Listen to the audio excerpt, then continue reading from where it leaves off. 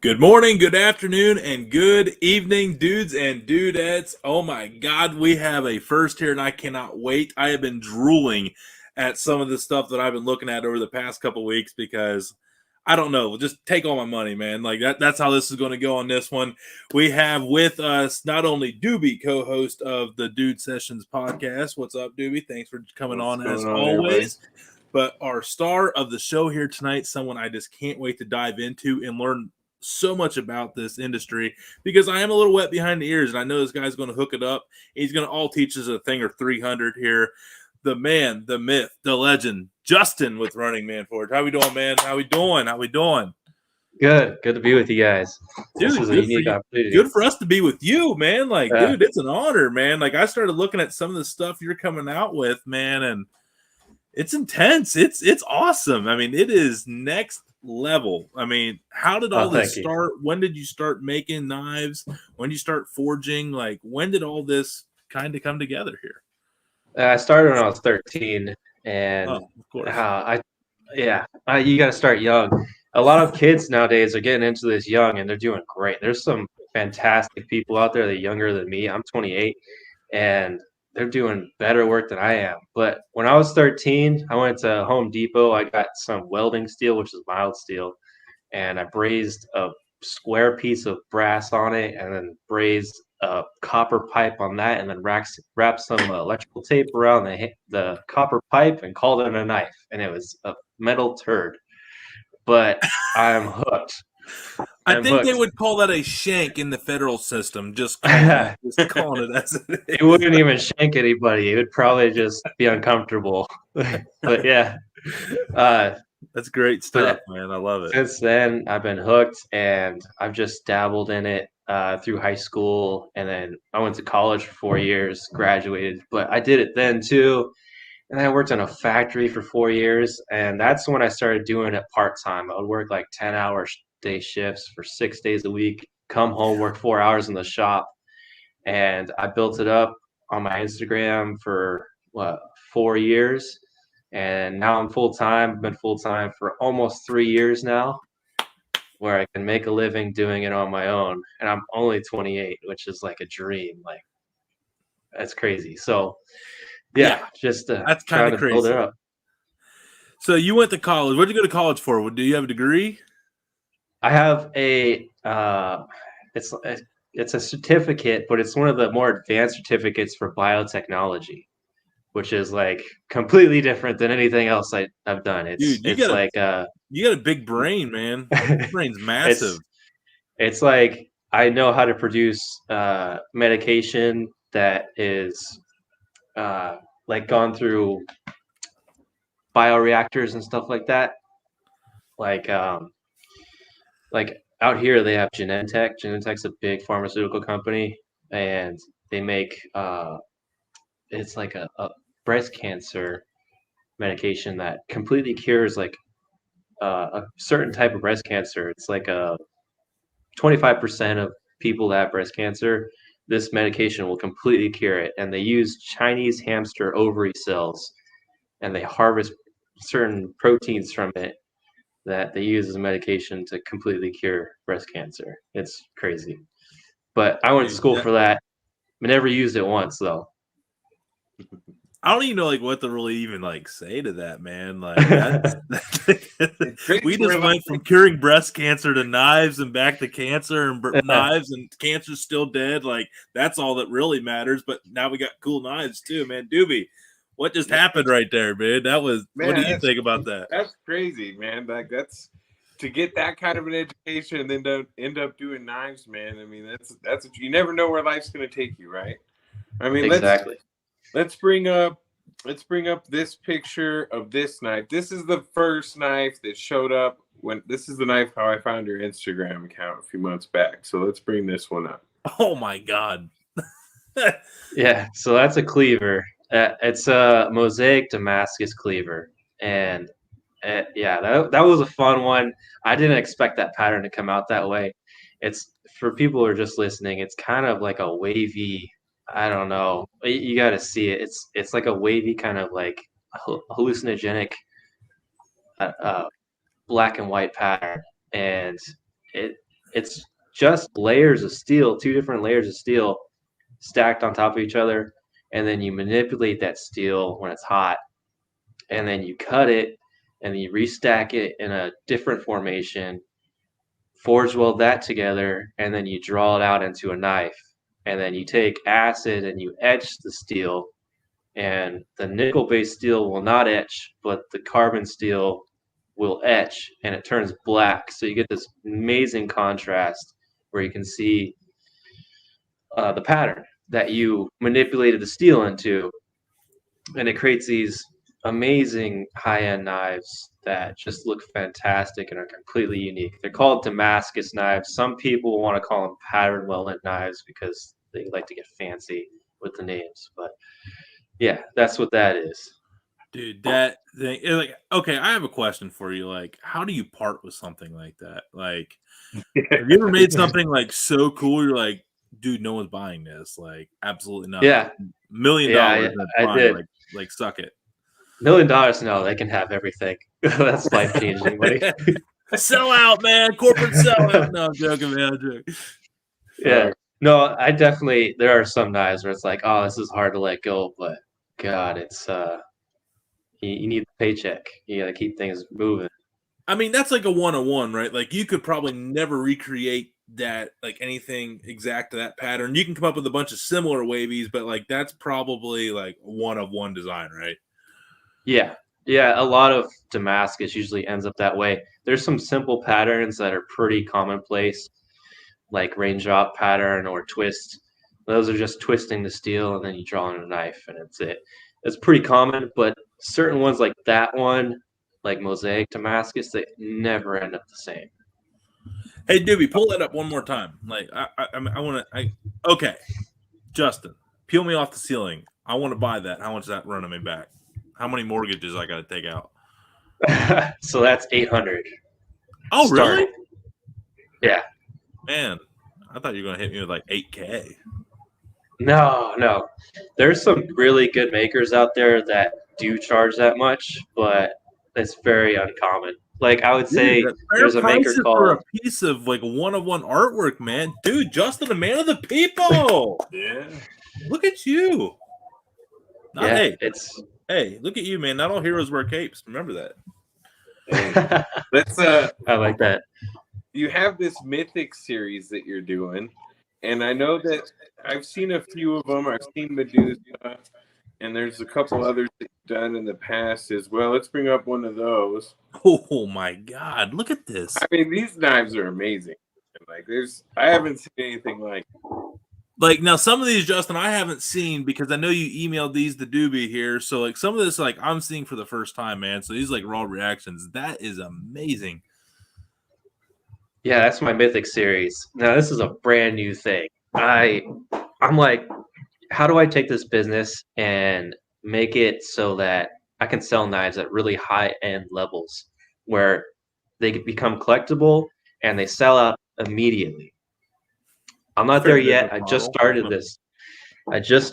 So the plan is to make 10 knives in each series, and they're different myths. So I call them mythics. And there could be myths from any kind of religion or Greek, Roman, Egyptian, whatnot, creatures, whatever. And I have a team behind me. I have an artist that does the artwork. I have a laser etcher guy that does the laser, and I have another friend that helps with some artistic stuff. And we all get together and we plan out the next myth and make the artwork for it. We plan what kind of knife we want for it. We plan the color scheme, and then we make certificates of authenticity that are really nice. They're printed out of college in these fancy printers. And I do the wax seal, and there's only 10 of these knives made per myth. So they become collectible at that point. Now, we're only on our second one. The last one, that picture you guys showed, that's Medusa. And we decided to go completely authentic, which means that there's nudity, because the Greeks liked to have nudity because it put them closer to the gods. It felt like it portrayed deities better. So Correct. we are going completely authentic with our artwork, and hopefully our customers like it.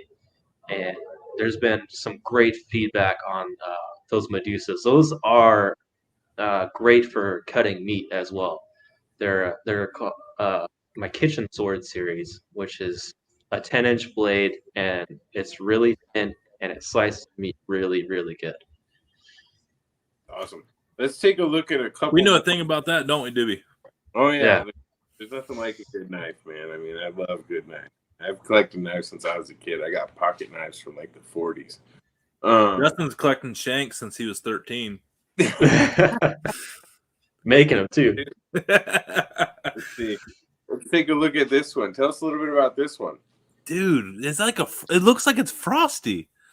It looks like So the part, like it was like sticking out in an ice storm all night, man. Look at the top of that thing. Like seriously, it looks like it was like a froze on it or something, man. That's awesome.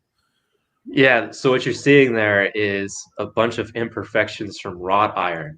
Like everybody knows what wrought iron was. It's I'm a wrought iron. old school wrought iron has lots of impurities in it.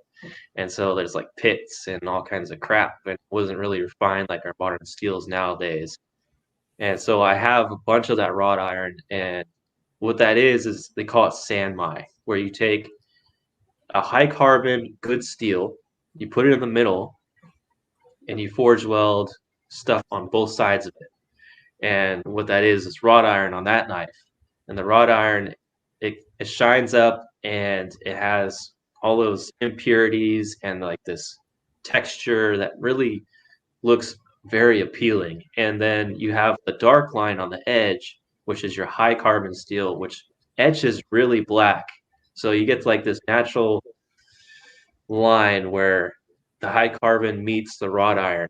And so your edge is going to be nice and sharp. You're not going to have any problems with it because it's nice, good steel. And the sides are this aesthetic wrought iron.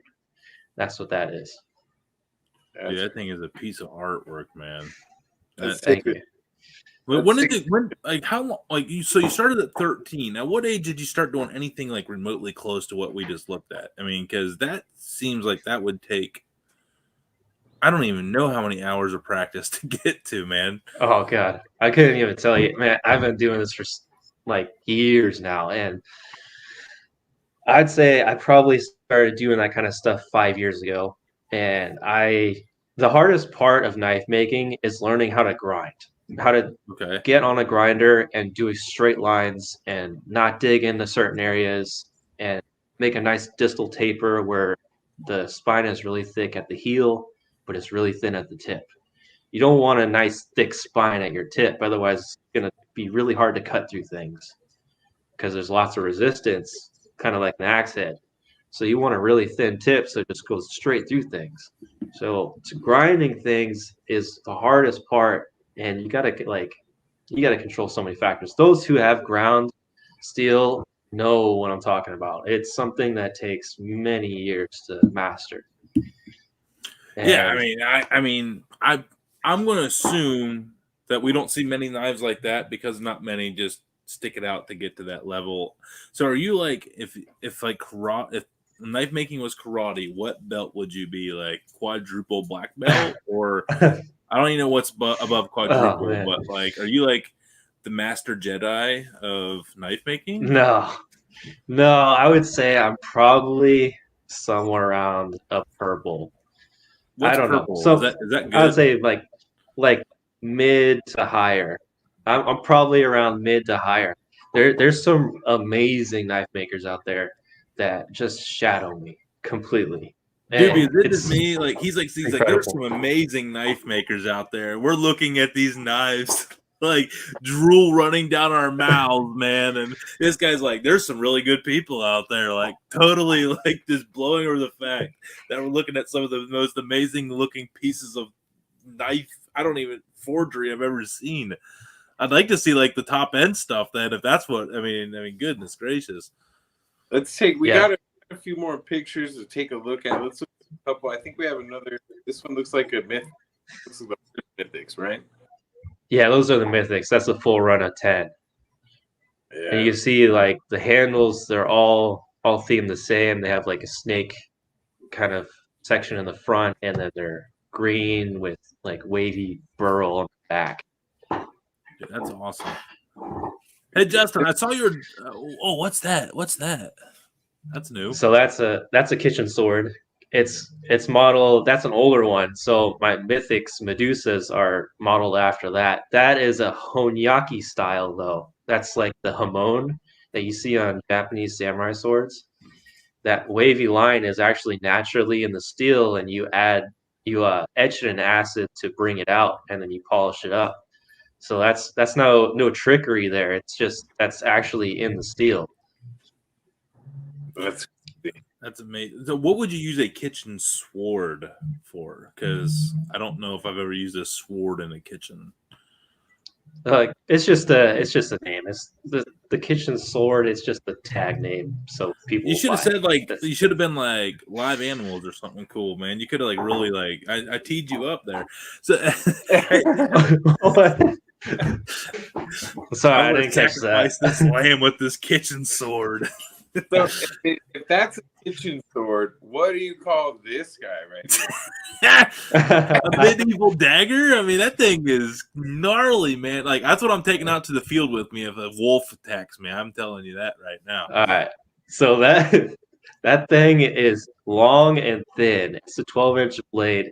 It is also sanmai, and Tony just pointed at himself for a listener. Justin, composure, dude. Don't worry about me, man. Don't worry about me. Anyways, that is called a Tsujihiki.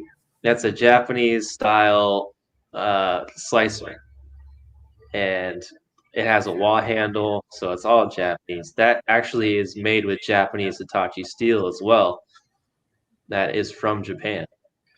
Dude, Doobie just got a sushi kit. I think he needs that, man. How much is that going to cost him? I think that one for like $650. Giving it away. Basically giving it away. I love it. Justin, all right, man. I see you're drinking beer. What are you drinking? Let's talk dude stuff, man. I know let's take a break from the knife talk, man. Like let's learn about the guy that makes this stuff, man. You're 28 years old. You're out there in the forge. What are we drinking on the side there? I'm drinking Anchor Steam beer. It's from San Francisco. It's a lager. It's pretty good. It's not bad. It's a lager? Yeah, it's a lager. I like to try different stuff all the time. So if I see something in the store that I haven't tried before, I'll usually get it. You're in California, right? So there's like 10 million kinds of beers. Like you probably never have to pick the same beer twice if you don't want to. Oh yeah, definitely not. Yeah, there's breweries all over the place down here. Napa is 30 minutes away. It's everywhere. Are you a wine head? What's the brewery? Hey, what's the brewery like? I'm tired of hearing about Napa wineries because I'm never going to go. Let's just face it. But like, what's the brewery life like? Let's say I want to take my wife out, and take her and some of her friends. Like, hey, go to Napa or the wineries. Like, me and Justin are going to go to. Well, there's Heretic. Heretic is a really hot ticket out here. In fact, this is a Heretic glass. Ooh, did you steal it? No, I won it actually. They had a wheel to spin at the place, and I won a free glass. He stopped the wheel. With his kitchen sword. Look, what a glass! Yeah, so Heretic is really good out here. I actually did a tour with my biotech class in their lab to see their yeast and stuff like that. It was pretty interesting.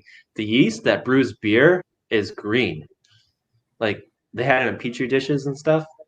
It's green yeast. It's weird. Yeast. I use a lot of yeast. When I get stuff fired up, and it ain't never been green. Yeah, I guess it's like a special type for certain types of beers. They do a lot of like malted. I don't know, some kind of barley. It's been a while. I forget. What are you drinking there, dude? I saw you up there. You look like you got a cocktail. Yeah, I got a little Jack and Coke going tonight, man. Woo! Nice. For sure. So, Justin, me and Tony are both barbecue guys. We're big food guys. And when we talked to you about coming on to the podcast, you mentioned that you used to work at a barbecue joint once upon a time. So tell us a little bit about that. Yeah, so I worked at the chain called Dickies. You guys familiar with Dickies? Not in Ohio, bro. Can't get there from No, here. But I wait, think they no, wait, originally. wait, wait, wait. Is Dickey's it barbecue. Dickey_apostrophe_s? Yeah, I think so. It's been a Okay. number of All years right. since I worked there. Okay. All Like, right. Yeah. All right. Yeah. Yeah. Tell us about Dickies. yeah, so they had one out here, and I worked there for a year, and I worked on the pit and the block. So I would come in the morning, I would load in ribs. We usually did 30 racks of ribs a day, and then I would pull the pork butts out and the brisket out. I would check them and pull them out when they're ready. We did turkey, ham, chicken, sausages, and I basically did all the meat prep in the morning. And then once we open up around lunchtime, I would work the block, greet the customers, talk to them, ask what they want, cut it up on the block, and then send it to the lady that working next to me to get the sides. Did you ever take any of your knives in there and show everybody up? Yeah, of course. And I would always sharpen the knives that were in there because they were always dull. And they had somebody come in to sharpen them, but that guy clearly did not know what he was doing because they were terrible. You know what he's doing? He was stealing, man. He was stealing. That's what he was doing. So, hey, serious question here. We're talking barbecue. Justin, I know you got to eat. You know, we know you got to eat. So what are we doing in the kitchen, man? We know you got the knives to cut up whatever the hell you want. So what are you cutting up and what are we cooking? Man, well, in my kitchen, I do a lot of chicken. I like to do charcoal grilling, so I'll do like steaks, like New York steaks. Simple stuff. I don't do any like briskets. I'll do my family who live next door. They'll go 12 hours, do briskets, and then I'll come over and chop it up because I know how to prep them. Hell yeah. Yeah, pork butt. I mean, that's good too. We like to do those in aluminum foil floats. So you take it and you make a boat out of aluminum foil, and then you smoke it in that for 12 hours, and all the juices, fat that renders down, and that it kind of like sits in with the pork butt, and it just makes everything so much better. Hang on, guys. Hang on. Delivery. Special delivery. Thank you. Nice. You just got a beer handed to him. By my beautiful blonde wife, if I do say that. 7 years younger than me. So who's laughing now? High school bullies. Let's go. Congratulations. Yeah, thank you. I'm very proud of it. It's a good deal. Mm-hmm. So you're strip steak? You're a strip steak guy? If you had to pick a steak, you're going with the strip? Is that New York? I don't know. Yeah, the New York strip. Yeah, the New York style. Oh, Not strip. Okay, fat. yeah. You don't like a lot of fat on your steak. You like a nice lean. Well, nowadays I do like ribeyes. I'm into ribeyes. Give me a nice big ribeye. Yeah, mushrooms, onions on top, all day. Do you ever just go to random butcher shops and be like, "Hey, can I test how sharp my knife is and cut into this beef cow here real quick?" No, there's not many butcher shops around here. Hey, man, you want to go viral? I'm giving you ideas, man. Just get a film crew with you and just be like, "Yo, like, what's up? Like, I'm here to slice up a cow. Like, give me some ribs." Hey, that's a good idea to look at too. Hey, check out these cleavers I got. You know? Yeah, man. Name a butcher shop that won't buy that cleaver to chop up people's meat, man. Especially in Napa Valley. Every butcher shop in Napa Valley should have one of them like hypnotic meat cleaver. Look at that. Oh, Damascus cleaver. Yeah. Every time I see that thing, I get excited. Make everybody jealous. I'm excited. Yeah. Woo. So is that more than 10 or are you going to do more of those? Damascus stuff? Like that one. Let's say I want that. Oh, yeah, so that's a one-off. Damascus is always a one-off. You make a billet of steel, you manipulate it, you put it into a knife form, grind it, heat treat it, put a handle on it, call it done. Well, you got to sharpen it too. But yeah. So was your mouth when you pulled that out, like, did you know it was going to look like that at the finish? Like in a cook, I want to call it a cook. We'll just say the process. I don't know, whatever. Okay. What's the official term? I need to know. Forging? When you're in the middle of forging? Yeah, you're forging it. Yeah. All right. So sorry, I told you I was stupid. Oh, you're Forging. good. You're good. No, like really, I'm stupid. Forging. So you're in the middle. What process of the forging do you realize like it's going to look like that, or is it like the final reveal where it's like, oh shit, like I did that? Well, you always have like an idea of where it's going and where you want it to go, but when you get into that final form, the blade shape, and you see the pattern, it's like, oh damn, that that either really came out or it really came out in a different way than I expected. It's really never like, oh, that sucks. It's always interesting. You can't really lose. I can see that. Man, I mean, Doobie, could you imagine like mid process and it's starting to look like that, and you're like, oh my god, like, this Yeah, might look, like the whole knife might look like this. I'd probably find Yeah. a way to stuff. I wouldn't be able to go to sleep. Like, I mean, even if it was like mid cook and it was like 3 in the like mid forging. God, sorry, man. Like, what do you want me to do, man? Like I will mid call it forging. mid cook.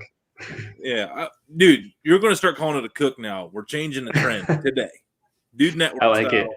Yep, we're doing in the middle of the cook here, cooking some metal. Yeah, I would just, I wouldn't be able to go to sleep. Like, I would have to stay and finish. Like, you probably, I don't know. Can you like stop like mid cook and just Yeah. pick back up the next day? Absolutely. Yeah, you can just leave it on your anvil and call it a day. Okay. Yeah, it gets really tiring. Good thing I bought a press recently. It's a 12-ton press, and it's hydraulic, and it just pull a lever down, and the thing squishes 12 tons. That's And crazy. easy I feel peasy. like I don't that's have a to swing a cheat code. hammer. So starting yeah. on a blade, how many hours are you putting in? Well, That's it a good depends on question. what kind of blade. If it's like one of my production knives, each knife, I do batch work, so each knife might be like 3 hours. If I'm doing a Damascus knife, like that cleaver, you're saying like 12 to 20 hours in that knife, maybe So even hey, more. anybody that wants to start bitching about $600, listen to that word, that statement right there, and look at that knife. And you tell me he's not getting a fair deal with $600. Yeah, and that's not a day or two. That is usually a week at least of starting and stopping work because you have many processes like heat treating. You have to wait for a kiln to heat up. You have to let it sit in the kiln for a certain amount of time. You have to run it on cycles for 2 hours twice, and then you got gluing times, you got etching times, you got hand sanding times, you got more hand sanding times with the handle, and then you got to etch it. It's just like there's so much into it, and lots of starting and stopping, and you kind of just gotta take it day by day. Really, it can be 2 weeks for some blades to finish. 2 weeks? 2 weeks, yeah. Yeah, I Like ain't you'll spend 3 days forging the steel, spend a day heat treating, and then the rest is grinding a day, and then another day is hand sanding, and then add the handle, and then you got to hand sand the handle after it glues up for a day. Like it's a long process, and then not even if it has a sheath, then you got to do a sheath. Like it costs money for a reason. Wow, man. Doobie, Doobie, if you wanted to cook the best brisket ever in your life, would you wait 2 weeks? And sorry, guys, like my dog is like insisting she's here, so I apologize. There might be a poocher in this pit photo here. I just had to call her out. Now her feelings are hurt, so I have to apologize to her later. But anyway, so Doobie, would you wait 2 weeks to cook the best brisket ever of your life? Would you give it 2 weeks? If you had to wait 2 weeks. I mean, I feel like I've been waiting since March to get my smoker, man. I've waited months to cook the best brisket of my life, man. So I relate, you know. I feel like 2 weeks. It's a lot of work for sure, but I mean, when you're putting that type of work into it, yeah. I mean, one thing that we haven't talked about that's kind of like an unspoken thing when you're working with metal or around a forge, especially, is the heat. You know, it's not like you're in an air conditioned area, and even if there is thing, you're next to a. It's like I hang out next to a smoker all the time. Next to the smoker, it's probably like 110 degrees if you're sitting by the firebox or if you're kind of hovering around there. Next to a forge, man, you're sweating standing 5 feet away. Like Oh that's yeah. 20, 40 hours a week next to a forge. That's like, you don't need to go to a sauna, I'm sure. That's a good Oh point. no. I didn't even think about it like that, really. Yeah, and especially in the summer when it's like 105 out here. Like I'm in a valley, so it gets really hot over here. Like sometimes it gets up to like 110. Those are days that you don't turn on the forge. But I have done it where it's like 105. I'm next to a forge that's 2300 degrees, and you're just like shaking afterwards, and all the sweat, you're just covered in sweat, you're drenched, and you go jump in a cold shower and you're like shaking, like just your body is overloaded. And if you guys watch Forge and Fire at all? I've Yeah, seen I've actually have watched some of that. Yeah. Yeah, so if you see some guys, they can't take it. They tap out. They're on the ground. They're like, I'm done, and they don't even finish the show because of the heat. It Yeah, happens. I'm sure. So, how many gallons of water are you drinking a day, or how many beers? How many beers? I'm sure that's good. I'm sure that's good How to many drink. As he If I drinks, was drinking beer and I don't know. Pussies drink water. Real Americans drink beer in Napa Valley Oh while we forge. man, if you drink beer and forge, you feel like utter crap. Just terrible. Which means that he has done it. Which means Yeah, I've done it. I've done it. I've drank whiskey and forge. That's better, actually. I'd rather drink whiskey and forge. man. Okay, all right. What kind of whiskey? Yeah. What kind of? Oh, any. I'd like to try it all. I try everything. What do you got? this guy, you know that guy, the I Colonel. I haven't tried that one. No. Oh, you're in California, man. I think you can get about anything out there. Get Colonel E.H. Taylor. Colonel E.H. Taylor. All right, I'll keep that in mind. Yeah, dude. Seriously, that's like I've been hunting for 3 years. I got my first bottle like 3 days ago. It's a hard one to get. All right, He'll I'll be like, keep an "Oh, it's eye all out. about," and he's like over there, like, "Jesus Christ, Tony, let the Colonel Taylor go." Yeah, you got a bottle. Like I've been talking about for 3 days. you could do a podcast on the Colonel Taylor, I'm sure. I think I could. About that one time I was in Tennessee and I got a bottle of Colonel Taylor. Yeah, that's a good point. What's your favorite whiskey besides Colonel Taylor? You know what? I don't. Okay, wait. Yeah, it's an You empty got bottle. Buffalo Trace. No, Eagle Rare 10. I haven't heard of that one. Oh, really? I know you can No. get this one in California because I have a friend in Northern California, Big Ed Fishing, and he went to a store and there had a bunch of these. Eagle Rare 10-year. It's got a sweet finish to it.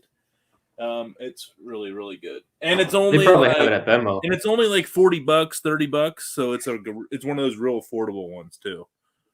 Nice. Yeah, Eagle Rare 10, man. It is money.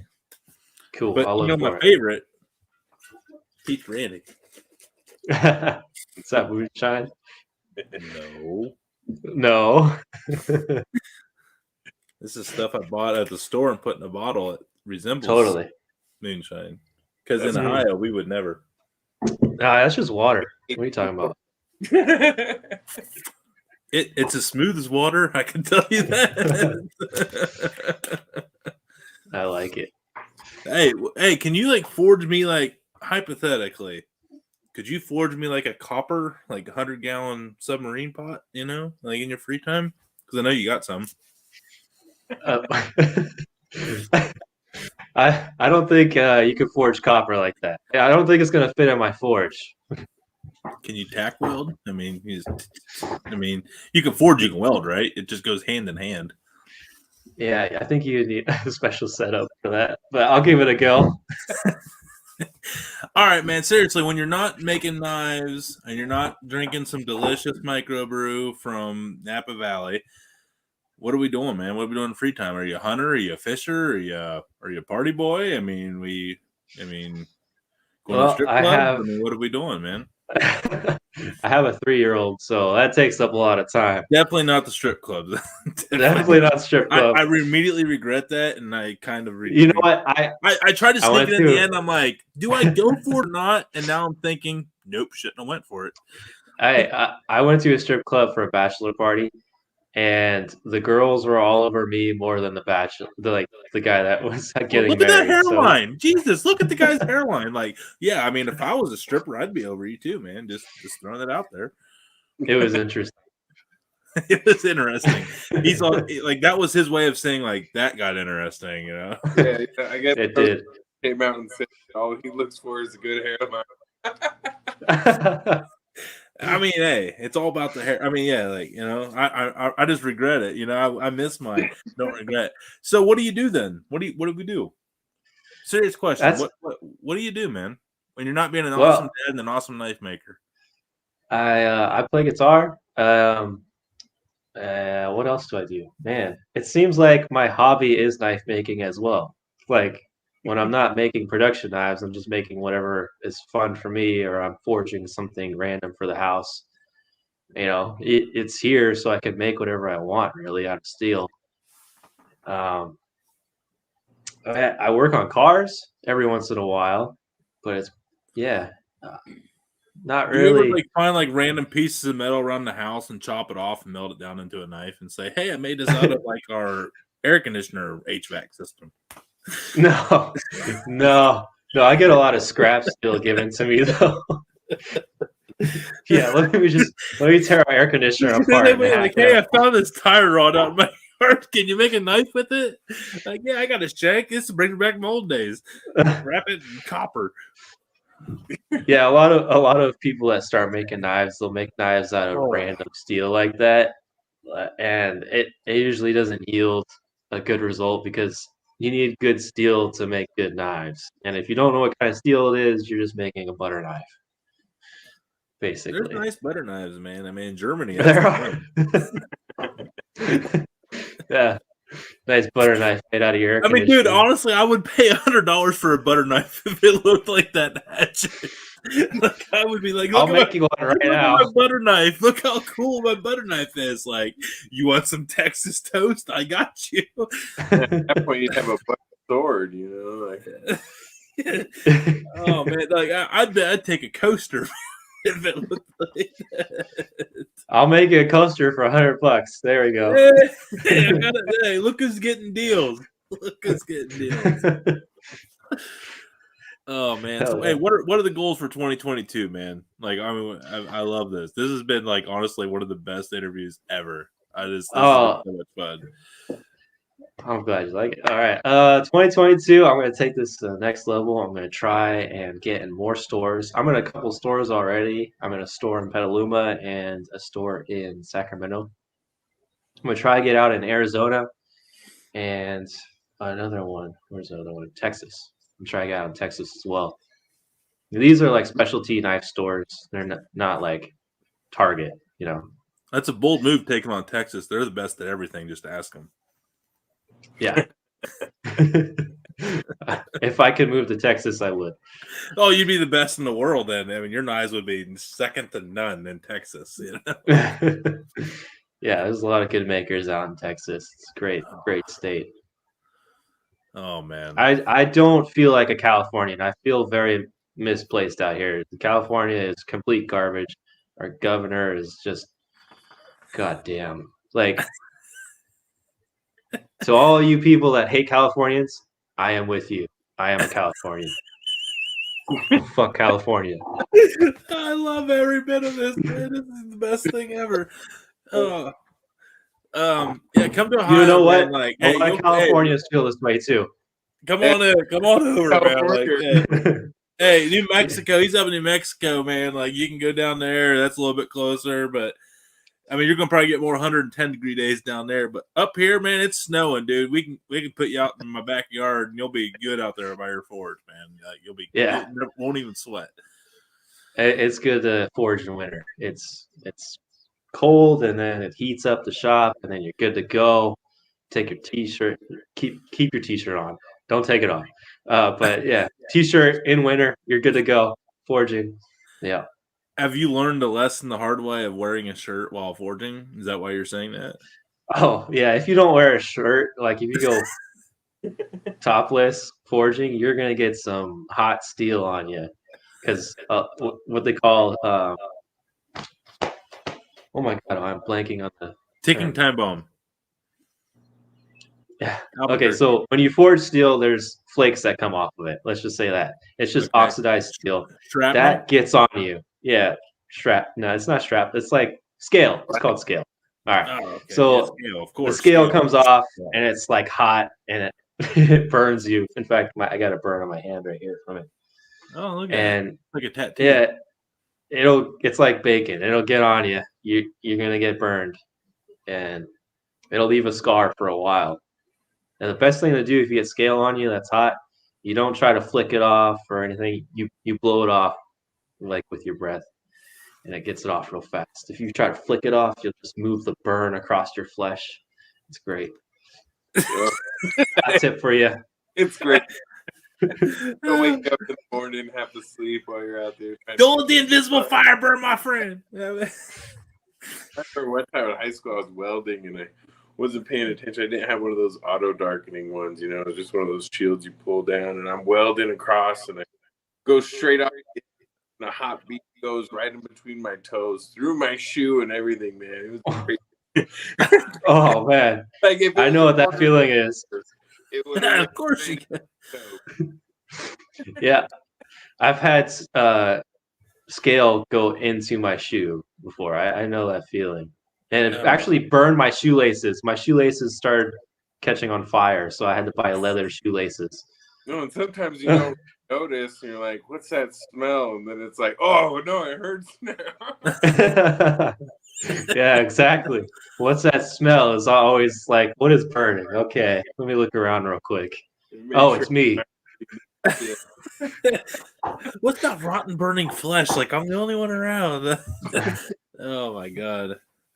Oh man. I'm still fantasizing about this butter knife that I think I want to have you build me. I mean Well, I can make you a nice steak knife.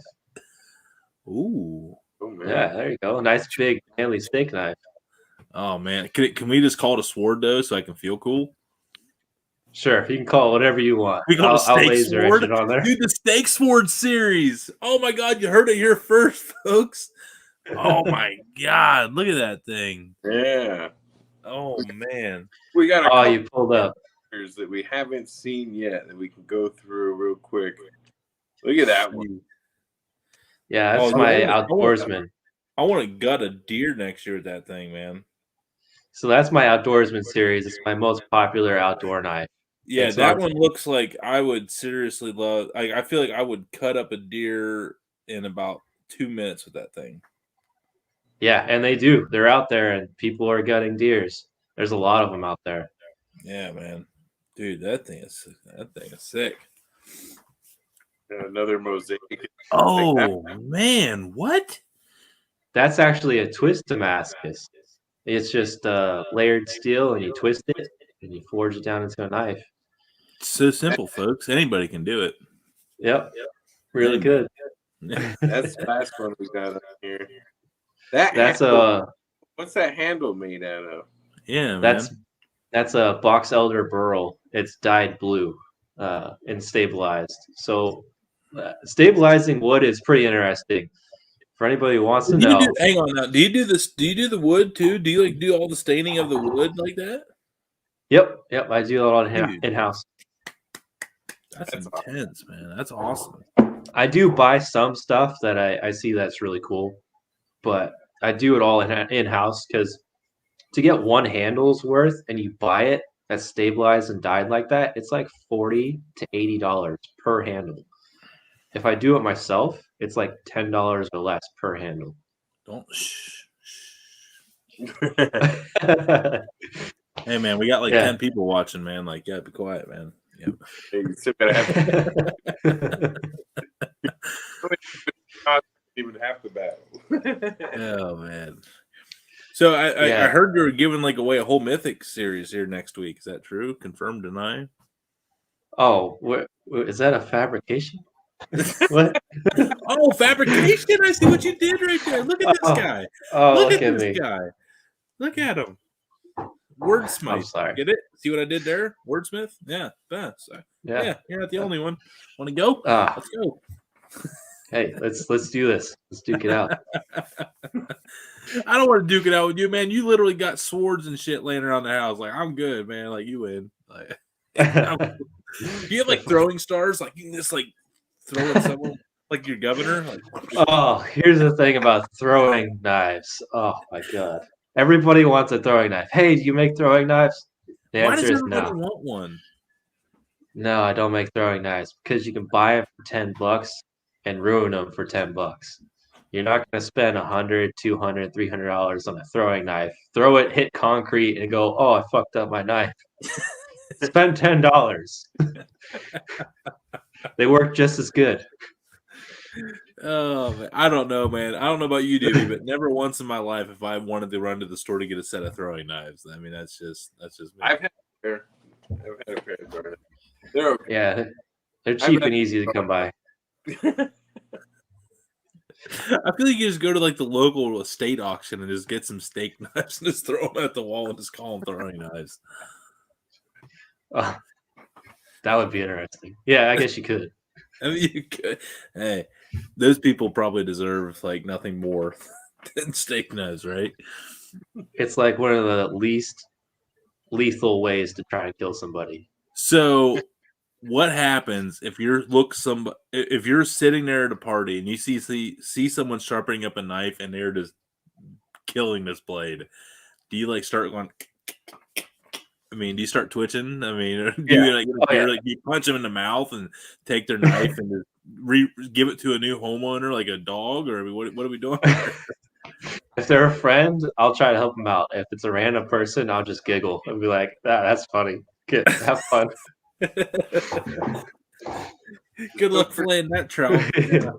Yeah, have fun. New to sharpening knives and trying to get a really sharp blade at home, what tips do you have for them? All right, cool. This is a good question. So there's a lot of misconceptions about sharpening knives out there. When to use a stone, when not to use a stone, when to use a rod, when not to use a rod. What kind of other sharpening things can you use that are good? Well, the question is none. Rods or stones? That's it. You want a ceramic rod, not a steel rod, and you want a combination stone, but you can get fancier stones, but they're expensive. You don't need that. You can go to Amazon, get a nice combination $40 stone. It has a coarse side and a fine side. Now, the only time you need to use a stone is if you can see a glint of light come off your edge. Like if you look at the edge really close and you see light reflecting off of it, you know it's time to hit a stone. Now, after you get that sharpened up where you don't see light, every time or every other time you use it, you hit it on a ceramic rod, just a couple swipes on it, and you're good to go. You're just realigning the edge, bringing it back to true, and you're good to go. And you can use that rod, if it's a good quality steel, for months without having to take it back to the stone. And that's how you make a knife last longer too. You don't want to do like these pull-throughs. This is good stuff right here. This is good stuff. Those pull-through sharpeners where you pull it through the device, throw those in the garbage. Just they're terrible. They put a really stout, coarse edge on there. It's just terrible. You know, well, grandmas, your mom, who knows? You know, random people. I'm gonna admit, I've done it. I did it. I've done it. I've done it too. I'll raise my hand. I didn't know. I didn't know. All right, crucify me. I didn't know either until I did. So there you go. Yeah.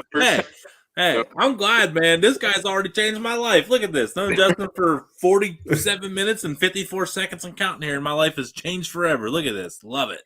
Good job, Doobie. All right. Yeah, you guys covered sharpening then.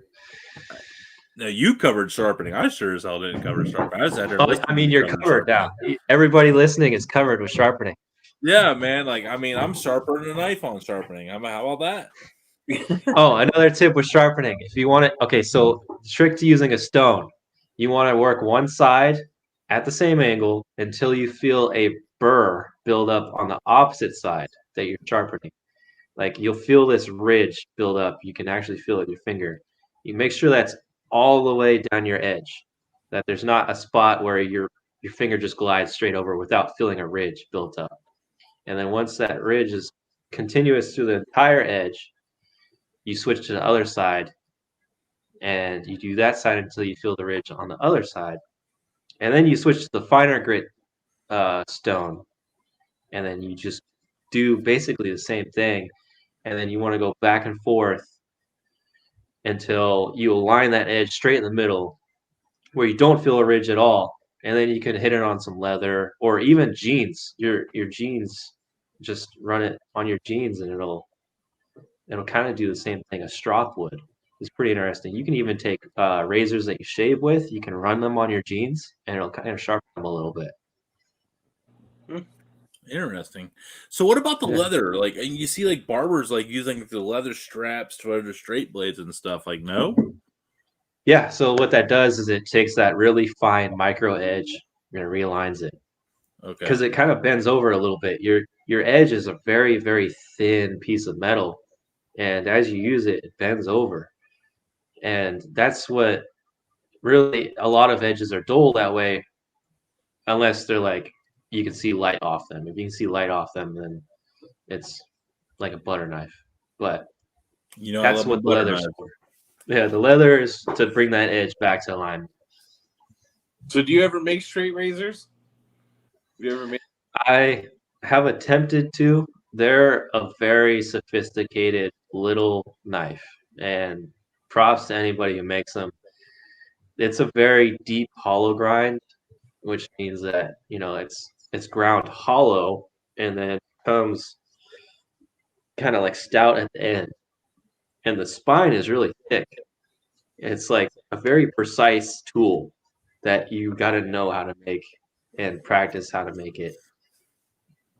Dude, your way of breaking down blades is amazing. I just want you to know that. Like, oh, thank you. Like every blade needs just like, oh yeah, the spine, it's thick, it's blades out like this, and he's doing like angles with his hands, which are probably immaculately accurate, Like, dude, you're the man.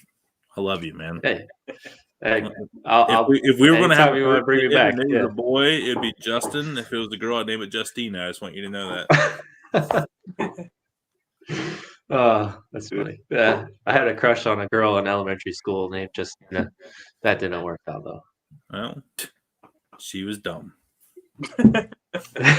No, I was. The dumb one. Her. It was Justina. You say her name.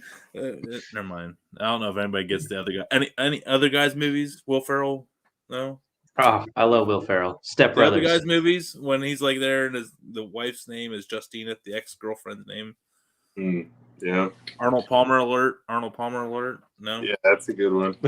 My favorite reference from that movie is I'm a peacock. You gotta let me. I'm a peacock. You gotta let me fly. Oh man. Step Brothers. I gotta say, when he's like, "What are you doing? I'm burying you." Dude, can I see your breath right now? I'm in my shop. It's cold. Dude, fire up the forge. What are we doing right now, man? I got a propane heater right next to me. Dude, I've been watching that and I'm like, I don't want to say he's in California. Like, I'm like, but he's in Northern California. Is that his breath? I'm like, I don't know. Then like I'm like, that's definitely his breath. So yeah, it's 49 degrees right now. Out there. All right. Hey, it's a little bit. It's snowing in Ohio, man. Doobie, what's the weather like in Las Cruces, New Mexico, down by the next? Oh, man. It was beautiful today. It was 68 degrees here. Yeah, that's nice. Let's all call Doobie to pound salt. 1, 2, 3, pound salt, Doobie. Yeah, it was in the mid 60s today here too. It was a nice day. It was not here in Ohio. It was not. I'm sorry. Hey, man. People out here that run forges got a better life, So who's laughing now, man? Imagine how much better your. Hey, imagine how much next level your blades would be in Ohio with this kind of temperature, man. Just saying. Oh yeah, totally. I wouldn't have to die in the heat. No, I think we even have like ore mines around here. I think I go out and dig you some fresh iron or something like that. Oh, make some Tama mahogany. That's a Japanese steel. How about you make a tomahawk out of Tama mahogany? Like, whoosh. Tomahawks, axes, that's a totally different tool set. I would love to get into that, but you gotta Can I have a be your guinea completely pig? different tool Dude, you set. can give it to me, and it can be as sharp as a butter knife. I don't care, man. We can put it like right here on the wall, like catty corner. And we can put like Justin underneath it. You know, something cool. Yeah, I'll make it a nice chef knife. How about that? Hey, there we go. So, well, man, Justin, I tell you what, man, I ain't gonna lie. This has been probably one of the most fun episodes I've had in a long time, man. A lot of laughs in this one. Some unexpected political shots, which is a nice twist of events there. So, I mean, we had some beers, we had plenty of laughs. I think we look back, I literally cried at one point in this, man. This was fantastic. Doobie, closing thoughts here, man, before we send this out. Man, it was awesome to have you on, man. Thanks for taking the invite, and maybe we'll have you on again sometime, man. Dude, you better come on Absolutely. again, dude. Don't big time us. Oh, I'll come back. Just ask. I'll be back. All right. Well, Justin, man, thank you so much. Dudes Absolutely. and dudettes, from Justin, from Doobie, from myself, Tony, we thank you all for tuning in. We apologize for all the inappropriateness, but hey, it's the Dude Network. Shit happens. Dudes and dudettes, we thank you all. Until the next time, we will see you later.